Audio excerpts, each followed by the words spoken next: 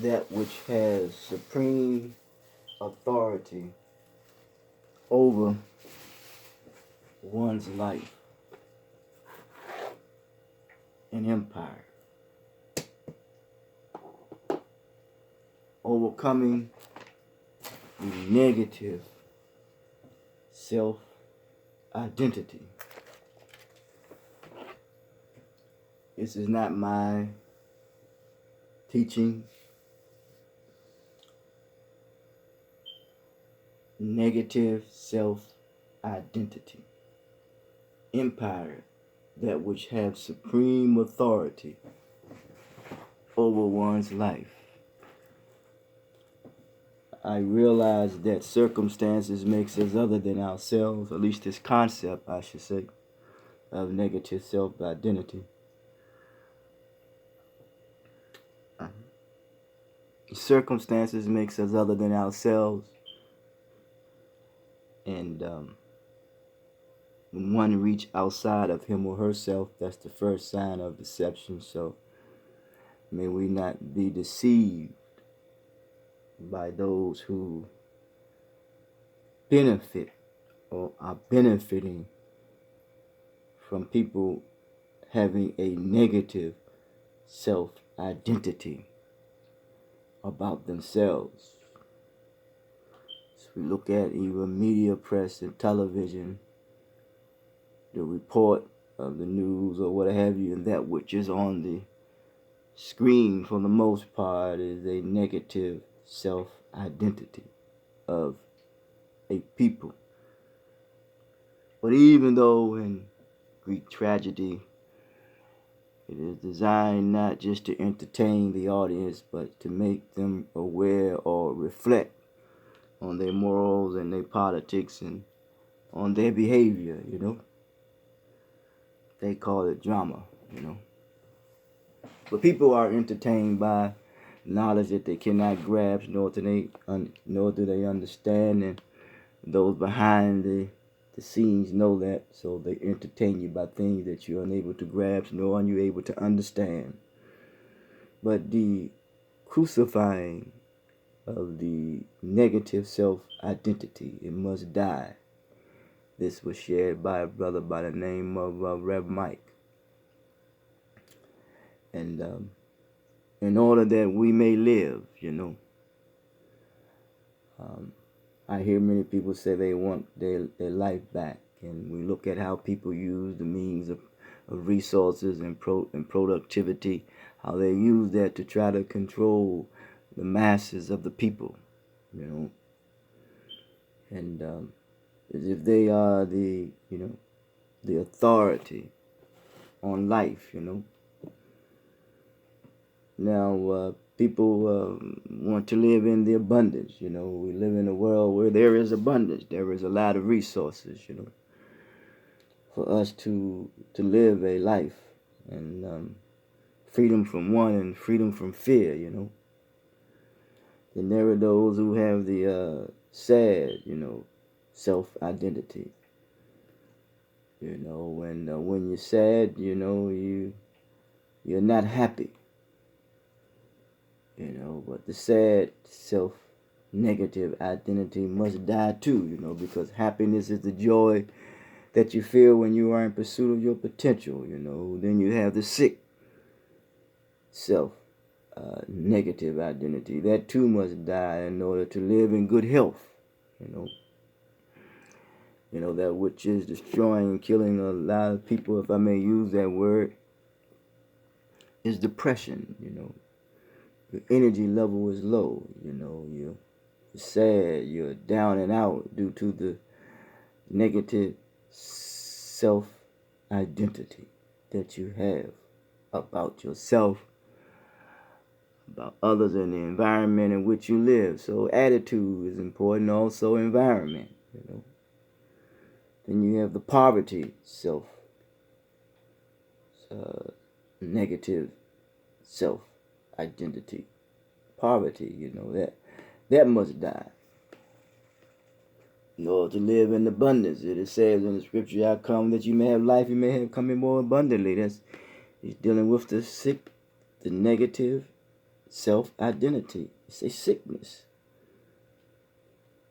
It must die, and this is how people create and establish an empire, and the failure must die, in order that one might succeed, in learning how to live, in an environment that is favorable and conducive for their growth and development for living, you know. I think the brother said that, a person's been down so long, he never thought about getting up. People make excuse, to be disabled, and people make excuse, not to use what is required upon them, to use their intelligence. But then there are those who will deceive you, and they may get out of the situation that they're in, but yet they keep putting out the negativity through any form of entertainment or music or what have you, and even through knowledge, to keep you in the negative, sick, sad identity of remaining a victim. So they will continue to exploit you in that manner and in that way by remaining a victim. And then we have imaginary hurt, imaginary hurt. And then there is the hatred, that one has to when it comes to this negative self-identity that must die, must put to rest. And this is, when you talk about being reborn or rebirth, being born again, it is you have put aside and put away the negative self, sick, destructive identity that you have about yourself. But the tragic is that the pain, the agony of birth and rebirth, to come out of it and becoming a better you, so we have to be aware of developing a negative, sick, sad, unhealthy, hatred, hurtful identity of self, because not only do we hurt ourselves as individuals, but we hurt others, and there are those who, like I said before, make a career of keeping you in misery and pain and suffering, keeping you at odds with one another, keeping you to remain a victim rather than victorious. So yes, as he said, the brother said that if he can't let me pull you up, I'm not gonna let you pull me down. Brother Mike had made that statement too. But I realized in talking to an individual, and they were so excited about, not excited, but people need something to look forward to. And there was a minor illness, I believe, or sickness that one was going through, and they became, well again, and they were excited about it, but I wasn't too excited about it. I expected that to occur, but due to the sick, negative self-identity, and due to the misery and the pain people put themselves under, and it becomes a source of their authority. You know what I'm saying? And that they, did not listen to my optimism, but they did find joy and or happiness, or temporarily happiness, I believe, in regards that everything worked all right. But I realized that they wasn't even listening to what I was saying. So I said, well, damn,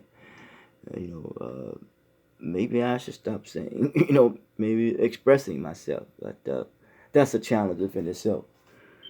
But yeah, man, then we got modern times, and we look at the also dealing with the internet technology as well. Poverty and all these other things is a result of having a negative self-identity about yourself. Sickness, the uses of drugs and all this other stuff, and how we even interact with one another in a demeaning and degrading way, that it stems from a negative self-identity. People have developed a negative identity about themselves, and it's a sickness. It's really a sickness. So let us remember these things that when it comes to living, living, once we overcome the negative self-identity about ourselves, then we start living. If we don't, we think we are living. We're not living. We're just wandering without guidance. Therefore, we are in survival mode.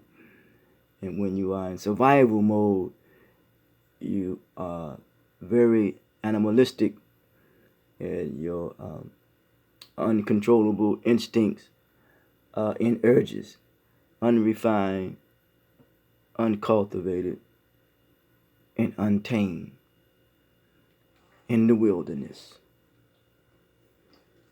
Until next time, talk to you.